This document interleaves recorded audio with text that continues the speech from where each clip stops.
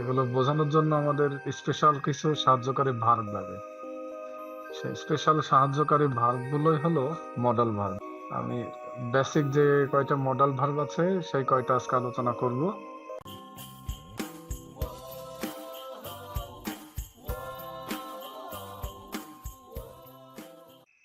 আপনারা কি white board দেখতে পাচ্ছেন? জি স্যার, দেখা যাচ্ছে। আচ্ছা, জি স্যার, দেখা যাচ্ছে। ঠিক আছে। যে কেউ একজন বলেন সাহায্যকারী ভার্ব কি? স্যার, মেইন ভার্বের পরে যে বাক্য থাকে ওইটি সাহায্যকারী ভার্ব। মেন ভার্বের আগে আগে। যে ভার্বটা থাকে সেটাই সাহায্যকারী ভার্ব। তো একটা জিনিস জেনে রাখেন, সেটা হচ্ছে এটাও কিন্তু সাহায্যকারী ভার্ব। অনুরোধ, সম্ভাবনা, অনুমতি, অনুমান, ক্ষমতা, বাধ্যবাধকতা, প্রয়োজন, এইটা আমরা যেগুলো দিয়ে বোঝাবো সেটাও কিন্তু সাহায্যকারী ভার্ব, কিন্তু অন্যান্য সাহায্যকারী ভার্ব দিয়ে এইগুলো বোঝায় না। যেমন am, is, are, was, were, shall be, will be, এগুলো দিয়ে will be দিয়ে সম্ভাবনা বোঝায়। তারপরে আপনার ওই has been, have been, had been, এগুলো দিয়ে এইরকম অনুরোধ, সম্ভাবনা, অনুমতি, অনুমান এগুলো বোঝায় না। এগুলো বোঝানোর জন্য আমাদের স্পেশাল কিছু সাহায্যকারী ভার্ব লাগে। সেই স্পেশাল সাহায্যকারী ভার্ব গুলোই হলো মডাল ভার্ব। আমি বেসিক যে কয়টা মডাল ভার্ব আছে সেই কয়টা আজকে আলোচনা করব। তারপরে হয়তো আপনাদের কিছু প্রশ্ন নিয়ে শেষ করব। আচ্ছা, প্রথমে শুরু করি মে দিয়ে। মে, এটা হচ্ছে মডাল ভার্ব। এখন মে দিয়ে কি বোঝায়? মে দিয়ে প্রথমে যেটা বোঝায় সেটা হচ্ছে অব্দি। অনুমতি, রাইট। অনুমতি চাওয়া বোঝায়। হ্যাঁ, বা কে বললেন অনুমতি? আপনি একটা উদাহরণ দেন তো। May I come in? May I come in? May I কাম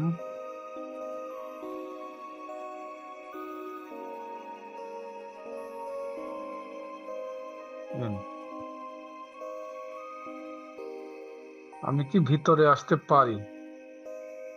তাহলে আমরা বুঝলাম মে দিয়ে অনুমতি চাওয়া বোঝায়। আরেকটা কি বোঝাতে পারে মে দিয়ে?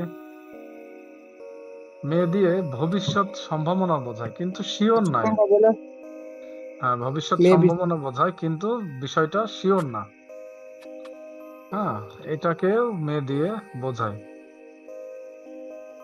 যেমন ইট মে রেইন, বৃষ্টি হতে পারে,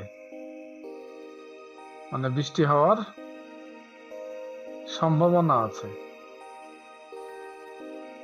অথবা ইউ মে গো না, আমরা কিন্তু এটা সচরাচর বলে থাকি ইউ মে গো নাও, মানে তুমি সম্ভবত এখন যেতে পারো।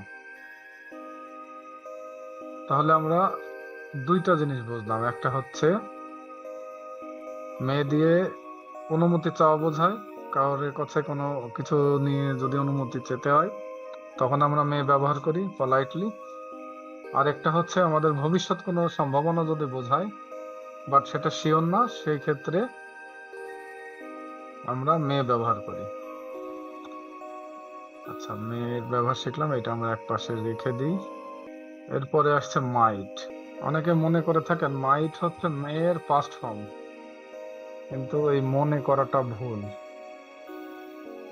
মাইট দিয়ে বর্তমান এবং ভবিষ্যৎ দুইটাই বোঝায়। আমার কথাটা বুঝতে পেরেছেন? অনেকে মনে করে থাকেন মাইট হচ্ছে মেয়ের পাস্ট ফর্ম, কিন্তু তাদের এই জানাটা বা মনে করাটা ভুল। মাইট দিয়ে বর্তমান সম্ভাবনা এবং ভবিষ্যৎ সম্ভাবনা বোঝায়। যেমন উই might be,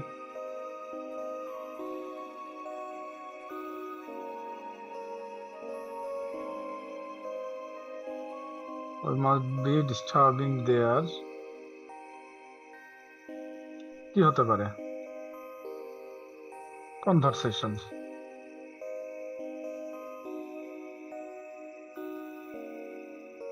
এটা হলো বর্তমানের সম্ভাবনা বোঝাচ্ছে যে আমরা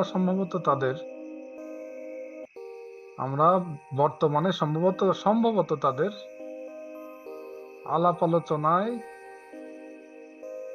কি করছি, ডিস্টার্ব করছি। বর্তমান সম্ভাবনা বোঝায়, মাইট দিয়ে বর্তমান সম্ভাবনা বোঝায়। আরেকটা উদাহরণ আমরা দেখব, মাইট দিয়ে ভবিষ্যৎ সম্ভাবনাও বোঝায়।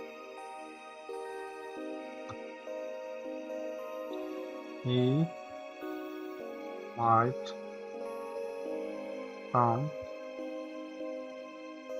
কাম টুমরো। হি মাইট কাম টুমরো, সে আগামীকাল আসতে পারে। দেখেন, মে দিয়েও কিন্তু ভবিষ্যৎ বোঝাচ্ছে, সেটা ভবিষ্যতের সম্ভাবনা বোঝাচ্ছে, বাট মাইট দিয়ে বর্তমান ভবিষ্যৎ দুইটারই সম্ভাবনা বোঝাচ্ছে। হি মাইট কাম টুমরো, মাইটও কিন্তু শিওর না, তবে ভবিষ্যতে ঘটতে পারে। মেয়ের চেয়েও মানে হালকা একটা সম্ভাবনা বোঝাচ্ছে। মেয়ে দিয়ে তো একটু, মাইটের চেয়ে একটু শিওর থাকে মেয়েতে, বাট মাইট দিলে আরো হালকা হয়ে যায় বিষয়টা, যে হ্যাঁ সে আসতে পারে, সম্ভাবনা আছে। আচ্ছা, আমরা মডাল ভার্ব মেয়ের পরে মাইটটা দেখলাম। ওকে, এবার দেখবো ক্যান। ক্যান দিয়ে অনেক কিছু বোঝায়। ক্যান দিয়ে বোঝায় হচ্ছে বেশ কয়েকটা জিনিস।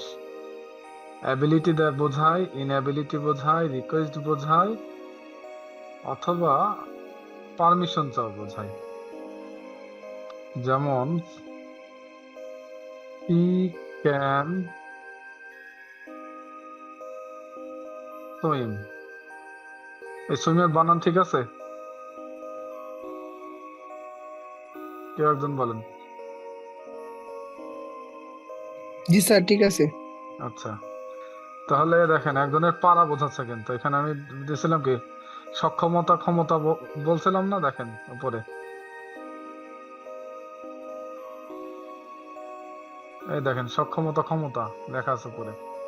এখানে কিন্তু ক্যান দিয়ে বোঝাচ্ছে সক্ষমতা বা ক্ষমতা। আরেকটা জিনিস বোঝায়, সেটা হচ্ছে অসক্ষমতা, মানে যেটা পারে না, অক্ষমতা। কেমন? They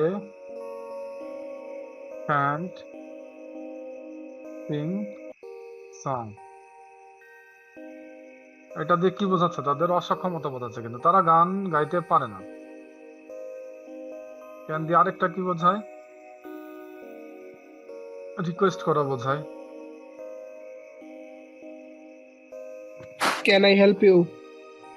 can I help you, এটা তো রিকোয়েস্ট না, এটা পারমিশন চাওয়া বোঝায়। আর যদি রিকোয়েস্ট করা বোঝায়, যেমন আমার can I have your lighter,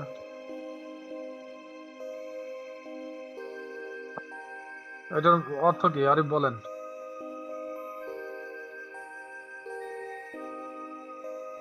আমি কি তোমার দেশলাই নিতে পারি? রাইট, এটা হচ্ছে একজনের কাছে কিছু চাওয়া, রিকোয়েস্ট করা। আচ্ছা, আপনি পারমিশনের কথা বলছিলেন, এবার ওইটা বলেন, ওইটা হবে পারমিশন। বলেন, can sir, can I help? Can I help you, এটা হচ্ছে একজনের পারমিশন চাওয়া, যে আমি কি তোমাকে সাহায্য করতে পারি। আপনি তার সাহায্য, তাকে করতে তার অনুমতি চাচ্ছেন। আচ্ছা, আরেকটা আছে, সেটা হচ্ছে কুড। আমাদের একটা ভুল কনসেপ্ট আছে, যেটা আমারও ছিল ছোটবেলায়। সেটা হলো আমরা মনে করি ক্যানের পাস্ট ফর্ম হচ্ছে কুড, মে এর পাস্ট ফর্ম হচ্ছে মাইট। কিন্তু আমি পরে যখন আবার নতুন করে শিখতে গেলাম, তখন দেখলাম যে না, বিষয়টা আসলে দেখেন কুড দিয়ে বোঝায় রিকোয়েস্ট করা। যেমন কুড ইউ হেল্প মি, আপনি একজনের কাছে রিকোয়েস্ট করছেন, তুমি কি আমাকে সাহায্য করবে, কারো কাছে আপনি সাহায্য প্রার্থনা করছেন, ঠিক আছে? হ্যাঁ, could you help me request করছেন। আরেকটা হচ্ছে পারমিশন চাওয়া, could I go for dinner now, এটা হচ্ছে পারমিশন চাওয়া, হচ্ছে যে আমি কি এখন রাতের খাবার খেতে যেতে পারি। হয়তো আপনি কারোর সাথে মিটিং এ আছেন, রাতে খাবার সময় হয়ে গিয়েছে, তখন আপনি তাকে এরকম ভাবে অনুরোধ করতে পারেন, could I go for dinner now, আমি কি রাতের খাবার খেতে যেতে পারি। আরেকটা জিনিস বোঝায় সাজেশন,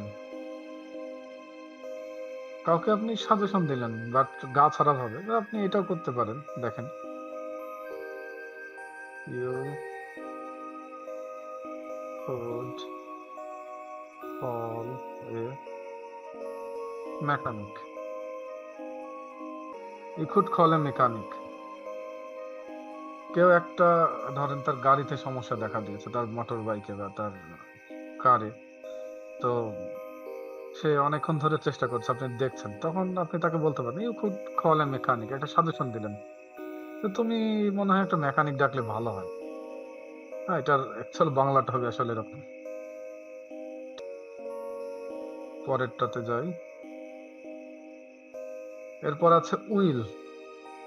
আচ্ছা, উইল দিয়ে আমি আপনাদেরকে দেখাবো না, কারণ উইল দিয়ে আমরা অলরেডি প্রমিস করা যায়, উইল দিয়ে ডিসিশন বোঝানো যায়, উইল দিয়ে অফার দেওয়া যায়, উইল দিয়ে নিশ্চিত কোনো কথা বলা যায়, ভবিষ্যৎ সম্বন্ধে কোনো নিশ্চিত কথা, ধরেন বললেন you will not be able, তুমি টেস্টটা পাস করতে পারবে না, you will not be able to pass the test, তুমি টেস্ট পাস করতে পারবে না, কারণ তোমার পড়াশোনার যে হাল অথবা তোমার যে সক্ষমতা, তুমি এটা একদম আপনি একজনকে শিওর হয়ে বলছেন, তখন আপনি উইল ব্যবহার করতে পারেন। আমরা তো আগে কোনোটাই কিন্তু দেখেন একদম নিশ্চিত ভাবে বলতে বলিনি আমরা কোনোটাতে, কিন্তু উইল দিয়ে আমরা নিশ্চিত ভাবে বলতে পারবো। যখন আমরা নিশ্চিত ভাবে কিছু বলবো তখন আমরা উইল ব্যবহার করব। আচ্ছা, এরপরে আছে উড। উডটা স্পোকেনের ক্ষেত্রে খুব বেশি ব্যবহার করা হয়। স্পোকেনের ক্ষেত্রে দেখবেন যে would you mind, would you go, এরকম দেখবেন প্রচন্ড বলা হয়। আচ্ছা দেখেন, উড ইউ, কারো অনুমতি যদি চাওয়া হয়, তখন এরকম ভাবে বলা যায়, would you mind if I called him. এটা খুব পলাইটনেসের সাথে,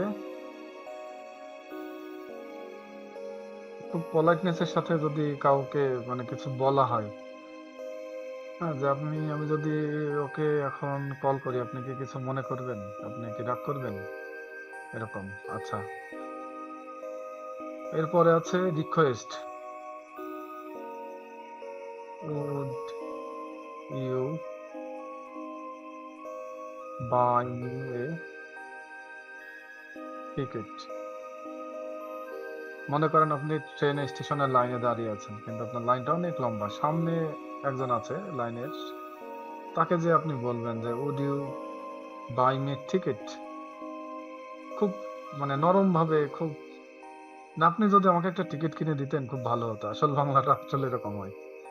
হ্যাঁ, তো সেক্ষেত্রে আমরা কারো পারমিশন নেওয়ার ক্ষেত্রে, রিকোয়েস্টের ক্ষেত্রে আমরা রিকোয়েস্ট করা, যে আপনি যদি আমাকে একটা টিকিট কিনে দিতেন খুবই ভালো হতো, সেক্ষেত্রে আমরা এরকম ব্যবহার করি, উড দিয়ে আমরা শুরু করি। তারপরে